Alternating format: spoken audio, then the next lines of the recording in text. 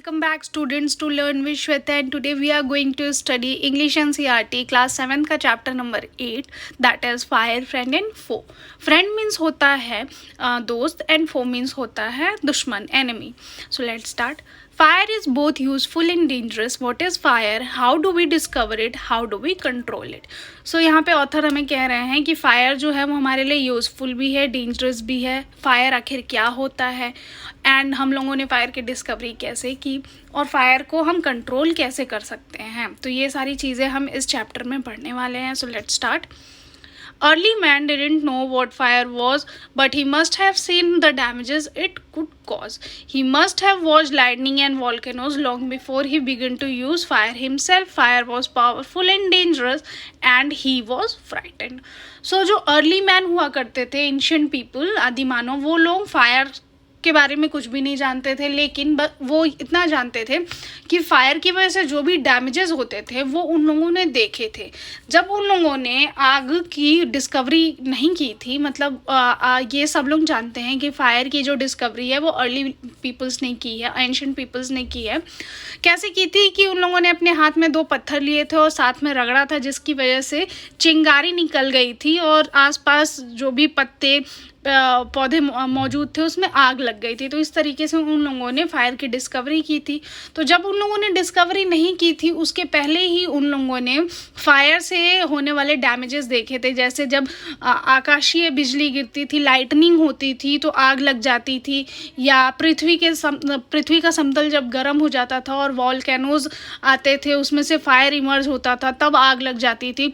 Fire जो था वो बहुत ही ज़्यादा पावरफुल था, बहुत ज़्यादा डेंजरस था और एंशिएंट पीपल उससे बहुत डरते थे.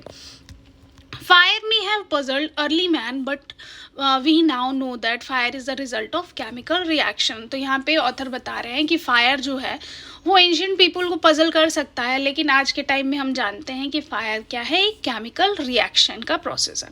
सो when the oxygen in the air combine with carbon and hydrogen in a fuel, a chemical reaction take place. So जो हमारे एटमॉस्फेयर में जो ऑक्सीजन पहले से ही प्रेजेंट है, तो वो जब कंबाइन होता है किसी फ्यूल में ऑलरेडी प्रेजेंट कार्बन और हाइड्रोजन के साथ, तो एक केमिकल रिएक्शन प्लेस होता है. और जो केमिकल रिएक्शन प्लेस होता है that is in the form of energy and a heat and light release in this process. तो जो केमिकल रिएक्शन प्लेस होता है वो बहुत ही ज़्यादा एनर्जेटिक होता है, in the form of energy वो आता है. और उस एनर्जेटिक फॉर्म में क्या हमें दिखता है, लाइट दिखता है और हीट दिखता है, बहुत ही ज़्यादा गर्म होता है, बहुत ही ज़्यादा रोशनी होती है, और उसी को हम क्या कहते हैं, फायर कहते हैं. This is what we call fire. So 3 things are needed to make fire: fuel, oxygen and heat. So हाँ, फायर को बनाने के लिए 3 चीज़ों की आवश्यकता होती है. फ्यूल, फर्स्ट फ्यूल है, सेकेंड ऑक्सीजन है एंड थर्ड हीट है. Wood, coal, cooking gas and petrol are some examples of fuel. So wood हो गया, कोल हो गया, कुकिंग गैस हुआ एंड सम पेट्रोल्स, कुछ पेट्रोल जो आते हैं, डीजल आते हैं, ये किसके एग्जाम्पल्स हो गए, फ्यूल के. Oxygen comes from the air. सबको पता है कि ऑक्सीजन कहाँ से आता है, एटमॉस्फेयर, एयर में ऑलरेडी प्रेजेंट होता है. So that is why when you blow the smouldering paper it often burns into flame. Smouldering paper मतलब होता है जो पेपर हम लोग कभी कभी जलाते हैं, तो आप देखते हो कि वो ऑलरेडी हमारे एयर में ऑक्सीजन प्रेजेंट है, उसकी वजह से वो अपने आप जलता जाता है, फ्लेम जो है अपने आप बढ़ता जाता है. तो वो क्या हो गया, किसका एग्जाम्पल हो गया, ऑक्सीजन का. थर्ड जो है, the third thing needed to make fire is heat. तो तीसरी चीज़ हमें क्या ज़रूरत पड़ती है फायर को लगाने के लिए या जलाने के लिए, दैट इज़ हीट, गर्माहट की. Fuel and oxygen do not make fire by themselves. तो यहाँ पे ये बता रहे हैं ऑथर कि फ्यूल और ऑक्सीजन खुद से फायर नहीं बना सकते हैं. एंड और एल्स अ न्यूज़पेपर और a stick line in the open would catch a fire on its own. सो या फिर कोई न्यूज़पेपर और कोई स्टिक लाइन पेपर जो होगा वो खुद से फायर को कैच नहीं कर सकता है. To burn a piece of paper और वुड, किसी पीस ऑफ पेपर को या लकड़ी को जलाने के लिए we heat it before it catch fire. तो हमें किसी भी पेपर या फिर किसी वुड को जलाने के लिए सबसे पहले हमें उसे गर्म करना पड़ता है। ऑक्सीजन और फ्यूल अगर हम उसमें दे दें तो उसमें आग नहीं लगेगी जब तक ये तीनों चीज़ें आपस में कंबाइन नहीं होती हैं। ऑक्सीजन, फ्यूल एंड हीट, तब तक आग नहीं लगती है। इन तीनों में से कोई एक भी अगर एब्सेंस रहा तो आग नहीं लगेगी। तो वही यहाँ पे बताया जा रहा है कि अगर किसी पेपर को या किसी वुड को अगर हमें जलाना हो और जब तक हम उसे हीट नहीं देंगे तो उसमें अगर ऑक्सीजन और फ्यूल है तो भी आग नहीं लगेगी। We generally do it with a lighted match. Every fuel has a particular temperature at which it begins to burn. So हम जनरली आग लगाते हैं किसी मैच बॉक्स से लगाते हैं या फिर सबसे पहले हम उसे जला देते हैं या लाइटर है उससे लगाते हैं। Every fuel has a particular temperature at which it begins to burn. तो जितने भी फ्यूल्स होते हैं उसका एक पर्टिकुलर टेम्परेचर होता है जिस पे वो जलना स्टार्ट होता है. This temperature is called the flash point और kindling temperature of the fuel. तो उस टेम्परेचर को क्या बोला जाता है? फ्लैश पॉइंट बोला जाता है या फिर Kindling temperature of the fuel बोला जाता है. हर फ्यूल का कोई एक पर्टिकुलर टेम्परेचर होता है बर्निंग, एंड उस बर्निंग फ्यूल टेम्परेचर को हम किंडलिंग टेम्परेचर या फिर फ्लैश पॉइंट बोलते हैं. It is sometimes said that fire is a good servant but a bad master. So कभी कभी ये बोला जाता है कि फायर जो है वो बहुत ही ज़्यादा गुड सर्वेंट होता है. गुड सर्वेंट कैसे होता है? हम फायर पे खाना बनाते हैं, हाँ, या फिर हमें ठंड लगती है तो हम फायर लगा के कहीं पे अपने हाथों को गर्म कर लेते हैं, अपने शरीर को सेक लेते हैं, तो वहाँ पे फायर हमारे लिए बहुत ही ज़्यादा यूज़फुल होता है. बट अ बैड मास्टर क्यों है? अगर घर में आग लग जाती है, जंगल जल जाते हैं, झोपड़ियाँ जल जाती हैं, तो बहुत ज़्यादा डैमेजेस होते हैं, तो उस टाइम में फायर हमारे लिए एक बैड मास्टर भी हो जाता है. It only means that fire is very useful as long as it kept under control. तो यहाँ पे ऑथर बता रहे हैं कि फायर हमारे लिए यूज़फुल तब तक ही होता है जब तक वो हमारे कंट्रोल में होता है. For instance we use it to cook our food, warm our homes in winter and to generate electricity. So यहाँ पे बता रहे हैं ऑथर कि हमारे लिए यूज़फुल कब होता है? जब हम उस पे फायर पे अपना खाना पकाते हैं, अपने घर को गर्म करते हैं विंटर्स के टाइम में आग जला के, एंड हम फायर से कभी कभी इलेक्ट्रिसिटी भी जनरेट करते हैं. But on the other hand if fire goes out of control it can be very dangerous. लेकिन अगर हम अदर साइड देखें, अगर फायर हमारे कंट्रोल से बाहर चला जाता है तो हमारे लिए बहुत ज़्यादा डेंजरस भी हो सकता है. Each year, thousands of homes and shops are damaged by fire. तो हर साल बहुत हज़ारों से भी ज़्यादा होम्स हो गए, घर हो गए और शॉप जो हो गए वो डैमेज होते हैं फायर की वजह से. आग लग जाती है, किसी शॉप में आग लग जाती है, जंगलों में आग लग जाती है, तो उसकी वजह से बहुत ही ज़्यादा डैमेजेस होते हैं फायर की वजह से. Vast area of forest are also destroyed and hundreds of the peoples are killed और इंजर्ड. वास्ट मतलब होता है बहुत ज़्यादा, वेरी लार्ज एरिया. तो फॉरेस्ट की जो बहुत ज़्यादा एरिया होती है वो भी फायर की वजह से डैमेज हो जाती है और हज़ारों लोगों की तादाद में लोग बहुत ज़्यादा मर भी जाते हैं. इंजर्ड मतलब चोट भी लग जाती है, जल जाते हैं, या बहुत ज़्यादा लोगों की डेथ भी हो जाती है फायर की वजह से. Just as three things are needed to start a fire, there are three main ways in which a fire can be put out. So जिस तरीके से तीन चीज़ों की ज़रूरत होती है फायर को बर्न करने के लिए, ऑक्सीजन, फ्यूल एंड ऑक्सीजन चाहिए, फ्यूल चाहिए एंड हीट चाहिए. तो इन तीनों चीज़ों की ज़रूरत होती है फायर को हमें बर्न करने के लिए. तो उसी सिमिलरली तीन चीज़ों की ज़रूरत होती है फायर को बुझाने के लिए भी. सो देखते हैं. In each one of three things needed for burning as taken away. So ये जो तीनों चीज़ों के बारे में हम पढ़ेंगे तो उसमें हमें पता चलेगा कि किस तरीके से हम बर्निंग को बुझा सकते हैं, जो आग लगी है उसको बुझा सकते हैं. So let's see. For example, we can take away the fuel. If the fire has no fuel to feed on, no burning can take place. We often let a fire die out simply by not adding more fuel to it. So पहला यहाँ पे example दिया गया है. जैसे पहला example था कि हमें फायर को लगाने के लिए फ्यूल की आवश्यकता होती है। तो यहाँ पे ऑथर यही बता रहे हैं कि अगर हम और फ्यूल नहीं देंगे, कहीं आग लगी हुई है और अगर हम उसमें और फ्यूल नहीं डालेंगे तो ऑटोमेटिकली जो होता है वो फायर जो है वो बुझ जाएगा। अगर उसमें फ्यूल और नहीं जाएगा तो उसको एनर्जी नहीं मिलेगी, तो फायर नहीं लगेगा। जैसे कि पहले के टाइम में फ्यूल से चलने वाली ट्रेन्स होती थी, ठीक है, तो उसमें हम जब फ्यूल्स डालते थे, कोयला डालते थे, तो उसमें आग लगती थी और उसकी हेल्प से जो ट्रेन्स थी वो आगे बढ़ती थी। तो अगर हम वही फ्यूल देना बंद कर देंगे तो आग लगनी बंद हो जाएगी। Second way of putting out a fire is to prevent oxygen from reaching it. So दूसरा जो प्रोसेस है जिससे हम फायर लगने से बचा सकते हैं या उसको बुझा सकते हैं, ऑक्सीजन को फायर तक पहुंचने से रोक के। कैसे? No supply of oxygen means no fire. अगर फायर के पास ऑक्सीजन का सप्लाई नहीं होगा तो वहाँ पे फायर जो है वो और ज़्यादा नहीं भभकेगी। जैसे कि किसी पेपर को हम जलाते हैं, उसमें ऑक्सीजन मिलता है तो वो ऊपर की तरफ बढ़ता है, तो इन द सेम मैनर अगर वहाँ पे ऑक्सीजन की कमी हो जाएगी तो फायर आगे नहीं बढ़ेगी। तो यहाँ पे जैसे बताया गया है, small fire can be put out और smothered with a damp blanket or sack. They stop oxygen reaching in burning material. Sometimes carbon dioxide is used to extinguish fire. It doesn't allow oxygen to reach the burning material.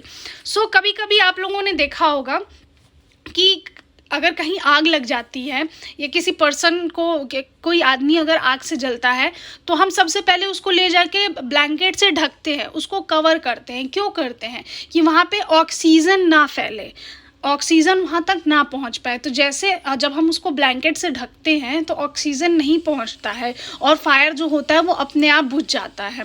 कभी कभी carbon dioxide जो है वो भी help करता है oxygen को दूर रखने में फायर से। तो कार्बन डाइऑक्साइड अगर वहाँ प्रेजेंट हम करा सकते हैं तो अच्छी बात है, फायर बुझ जाएगा। अदरवाइज हम ब्लैंकेट से कवर करके भी ऑक्सीजन को रीच करने में रोक सकते हैं कि फायर अपने आप बुझ जाए। थर्ड वे क्या है? Third way of putting out a fire is to remove the heat.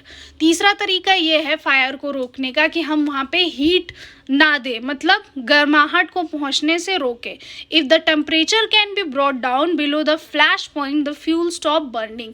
सो जो फ्यूल का जो फ्लैश पॉइंट है, एक बर्निंग टेम्परेचर होता है, उसको हम हीट को बिलो द फ्लैश पॉइंट रखें। उस टेम्परेचर के पॉइंट से, जो फ्लैश पॉइंट का एक मेजरिंग टेम्परेचर होता है, उससे अगर हम नीचे रखें हीट को तो फायर जो है वो नहीं ज़्यादा लगेगा, वो इन कंट्रोल रहेगा। जैसे आप लोगों ने देखा होगा कि आप लोग अपना गैस सिलेंडर ले लो, तो उसमें जब हम बर्न करते हैं तो वहाँ पे 3 तरीके के स्विचेस जो होते हैं, तो लो फ्लेम होता है, मीडियम होता है और हाई होता है। तो जब हम उसको लो टू मीडियम रखेंगे तो फायर ज़्यादा नहीं जलेगी। तो वही चीज़ बताया जा रहा है कि हमें फ्लैश पॉइंट के अंडर कंट्रोल में अगर हम रखें तो फायर ज़्यादा नहीं लगेगी, और हो सकता है एकदम हम लोअर पॉइंट में रखें तो फायर अपने आप बुझ भी जाए। सो you can blow a burning matchstick or a candle to put it out. In doing so, you remove the hot air around the flame, bringing down its temperature below the flash point, and the candle goes out. तो यहाँ पे एक example दिया गया है candles का। अगर हम कैंडल में आग लगा देते हैं और कैंडल को हम एक्स्ट्रा जो क्या हीट प्रोवाइड नहीं करते हैं, तो वो अपने आप कैंडल आप देखोगे कि वो बुझ जाएगी। जब वहाँ पे हीट प्रोवाइड नहीं होगा तो अपने आप ही, जैसे वो फ्लैश पॉइंट के नीचे उसका टेम्परेचर जाएगा तो अपने आप ही जो कैंडल जो होती है वो बुझ जाती है। It absorb heat from the burning fuel and lower the temperature. तो वो जितनी भी हीट्स होती है वो एब्जॉर्ब कर लेती है और टेम्परेचर को वो लो कर देती है, बर्निंग टेम्परेचर को लो कर देती है। The blanket of water is also cut off the supply of oxygen and the fire it extinguish. So कभी कभी हम पानी की हेल्प से भी फायर को बुझा सकते हैं, but not on the all time. पूरे टाइम अगर कहीं आग लग गई हो, हम वहाँ पानी छिड़कने लगे तो पानी की वजह से कभी कभी आग नहीं बुझती है। Some fires can not be put out with water. देखो बता ही दिया गया कि कभी कभी कुछ ऐसी आग होते हैं जिनको हम पानी से भी नहीं बुझा सकते हैं। If water is spread on to an oil fire, the oil will float on the top of the water and continue to burn. अगर किसी ज़मीन पे तेल गिरा हुआ हो और वहाँ पे हम पानी छिड़क के आग को बुझाने की कोशिश करेंगे तो वाटर जो होता है वो ऑयल के ऊपर फ्लोट करने लगता है, और जो पानी में जो आग लगी होती है या फिर किसी घर में अगर आग लगी होती है तो वो और भी ज़्यादा बढ़ जाती है, क्योंकि पानी जो है वो नीचे की तरह डिज़ोल्व नहीं होता, वो ऊपर ही ऊपर फ्लोट करने लगता है, तो आग उससे बुझती नहीं है और भी ज़्यादा बढ़ जाती है। And this can be very dangerous because water can flow quickly carrying the burning oil with it and spreading the fire। so ये जो कंडीशन हो जाती है बहुत ज़्यादा डेंजरस हो जाती है, क्योंकि ऑयल के ऊपर जो वाटर होगा वो बहुत तेज़ी के साथ फ्लोट करेगा और आग को और भी ज़्यादा बढ़ा देगा। Water should also not use on fire cause by electrical appliances. So जब किसी इलेक्ट्रिकल एप्लीएंसेस में आग लग जाती है, जैसे मान लो स्विच बोर्ड में आग लग गई, मीटर जो आपका मेजरिंग मीटर होता है वहाँ पे अगर आग लग गई तो हमें वहाँ पे कभी भी पानी का छिड़काव नहीं करना चाहिए। उसकी वजह से क्या होता है, शॉर्ट सर्किट हो सकता है, आपको इलेक्ट्रिकल करंट लग सकते हैं, तो पानी से कभी भी वो आग नहीं बुझती है। The person spraying water might receive an electrical shock and be killed. तो उसकी डेथ भी हो सकती है, उसको इलेक्ट्रिकल शॉक भी लग सकता है अगर वहाँ पे कोई पानी स्प्रे करता है इलेक्ट्रिकल एप्लीएंसेस पे। तो a carbon dioxide extinguisher is the best thing to fight an electrical fire. तो एक फायर एक्सटिंग्यूशर आता है, जब आप फायर ब्रिगेड आते होंगे तो उन लोगों के हाथों में आप लोगों ने देखा होगा एक रेड कलर का लंबा सा सिलेंड्रिकल बॉटल लिए रहते हैं जिसमें कार्बन डाइऑक्साइड एक्सटिंग्यूशर होता है, फायर को बुझाने वाला। तो उससे हम इलेक्ट्रिकल एप्लीएंसेस में लगे हुए आगों को बुझा सकते हैं। Next, we spend millions of rupees each year in fighting fires. हम हर साल बहुत सारे रुपीज़, मिलियंस ऑफ रुपीज़ खर्च करते हैं फायर को बुझाने के लिए। And we spend more trying to find new ways of preventing fire from happening and getting out of control. और हम अपना बहुत ज़्यादा टाइम इसलिए भी वेस्ट करते हैं, ये ट्राई करते हैं फाइंड आउट करने के लिए कि किस तरीके से हम अपने आप को फायर से होने वाली मिसहैपनिंग से बचा सकते हैं या उसको कैसे कंट्रोल में ला सकते हैं। On the whole, we have learned rather well to control a fire and put it to good use in our everyday life. So on the whole हम यही सीखते हैं कि किस तरीके से फायर को कंट्रोल किया जाए और किस तरीके से हम अपनी रेगुलर लाइफ में उसको अंडर कंट्रोल में लेके और उसको अपने यूज़ में ला सके, फायर को अपने यूज़ में ला सके। सो यहाँ पे एक छोटी सी स्टोरी भी शेयर की गई है। लॉन्ग अगो, मतलब बहुत पहले की बात है। Everybody long ago there was no fireman. पहले के टाइम में कोई भी फायरमैन नहीं हुआ करते थे, आग बुझाने वाले लोग, फायर ब्रिगेड नहीं हुआ करते थे। When fire broke out everybody become a fire fighter. जब कहीं आग लग जाती थी तो जितने भी लोग होते थे वो खुद ही फायर फाइटर बन जाते थे। People form human chains, they still do if required. तो लोग जो होते थे एक टाइप का ह्यूमन चैन बनाते थे, मतलब एक तरीके का लाइन बना के खड़े हो जाते थे, क्यू बना लेते थे और एक दूसरे में पानी के जो बॉटल्स हो गए, बकेट्स हो गए, वो एक दूसरे का चेन बना के पास करते थे जहाँ पे आग लगी हो। और आज के टाइम में भी ऐसा होता है।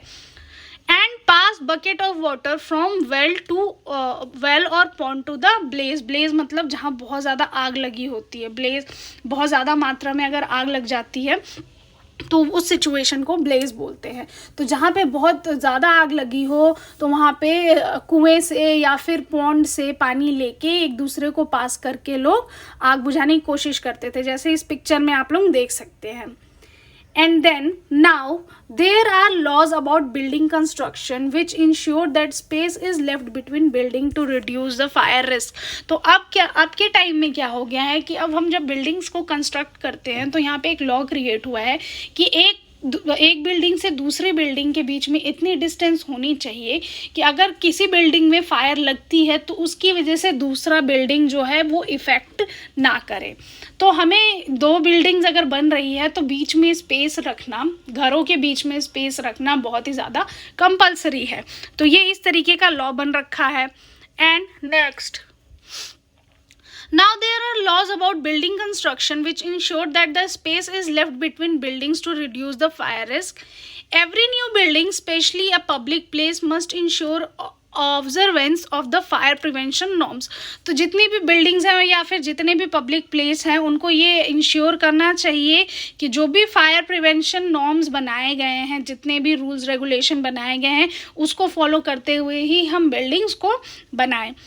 Bands of firefighting workers with special equipment known as fire brigades are there to put out the fire। तो जितने भी ये फायर फाइटर्स वर्कर होते हैं, जिनको फायर ब्रिगेड्स भी बोला जाता है, उन लोगों को सारे इक्विपमेंट्स दिए जाते हैं, मतलब जितने भी सामान की ज़रूरत होती है और जितने भी चीज़ें चाहिए होती है फायर बुझाने के लिए, या ट्रेनिंग जो होती है वो दी जाती है फायर को बुझाने के लिए। Fire fighters are highly trained peoples. तो जो फायर फाइटर्स होते हैं उन लोगों को इस चीज़ की ट्रेनिंग दी जाती है। वो नॉर्मली जाके ये फायर नहीं बुझाते हैं, वो स्पेशली ट्रेंड होते हैं। दे पॉजेज मेनी स्किल्स, उनके पास बहुत ज़्यादा स्किल्स होती हैं। They cut off electricity supply, knock down the dangerous wall, spray the water and other materials to bring out fire under control. तो वो सबसे पहले क्या करते हैं, इलेक्ट्रिसिटी को कट करते हैं और जितने भी डेंजरस वॉल्स होते हैं उस पर नॉक करके वाटर स्प्रे करते हैं, या फिर जो अदर मटेरियल जितनी भी चीज़ें नीडेड होती हैं उसकी हेल्प से वो फायर को कंट्रोल में लाते हैं। They are also trained in first aid so that, तो उन लोगों को फर्स्ट एड की भी ट्रेनिंग दी जाती है। मेडिकल ट्रीटमेंट, लोगों का उपचार करने का भी ट्रेनिंग दिया जाता है, so that they can help people from suffering from burns or from the effect of smoke। so that कि उन लोगों को मेडिकल ट्रीटमेंट की ट्रेनिंग इसलिए दी जाती है कि अगर प्रेजेंट टाइम में एम्बुलेंस अवेलेबल नहीं है या आसपास हॉस्पिटल अवेलेबल नहीं है, तो छोटा मोटा बर्न्स अगर हुआ है तो उसकी ट्रीटमेंट लोगों की वो लोग कर सकें। The discovery of fire and its uses helped early man to cope with the nature better and gradually adopt a settled mode of life। So जो फायर की डिस्कवरी हुई थी उसकी वजह से अर्ली मैन को नेचर के साथ कोप करना मीन्स होता है डील। तो नेचर के साथ डील करने में बहुत ही ज़्यादा हेल्प हुई। उन लोगों को ये पता चला कि हाँ, हमारे नेचर में फायर जैसी चीज़ भी कोई है, कुछ है। तो जब उन लोगों ने फायर की डिस्कवरी की थी तो उन लोगों को नेचर के साथ कोप अप करने में बहुत ही ज़्यादा हेल्प मिली थी। And gradually adopt a settle mode of life, और धीरे धीरे वो एक सेटल मोड उन लोगों ने अडॉप्ट कर लिया था जीवन को जीने का। Fire is still worshipped in many parts of the world. तो फायर की आज भी हमारे विश्व में बहुत सारी जगह हैं जहाँ पे आज भी फायर की पूजा की जाती है।